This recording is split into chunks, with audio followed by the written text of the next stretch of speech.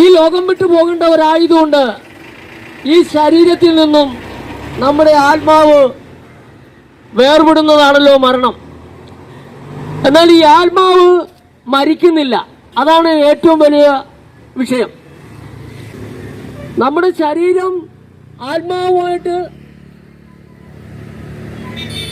രണ്ടായി വേർപിരിയുക.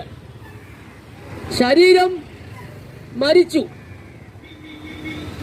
ശരീരം പിന്നെ മറവ് ചെയ്തില്ലെങ്കിൽ അത് ജീവിച്ചിരിക്കുന്നവർക്ക് ബുദ്ധിമുട്ടുണ്ടാവും. അതുകൊണ്ട് നമ്മൾ മറവ് ചെയ്യുന്നു. പക്ഷേ അതുപോലെ നമുക്ക് ആത്മാവിനെ ഒന്നും ചെയ്യാൻ പറ്റത്തില്ല. ആത്മാവ് ശരീരത്തിൽ നിന്ന് വിട്ടാൽ പോകേണ്ട സ്ഥാനങ്ങളുണ്ട്. 2 സ്ഥാനം അത് യേശു കർത്താവ് പറഞ്ഞിട്ടുണ്ട്. ആത്മാവിന് പോയി ഇരിക്കേണ്ട സ്ഥാനം 2 സ്ഥാനങ്ങളാണ്. ഒന്ന്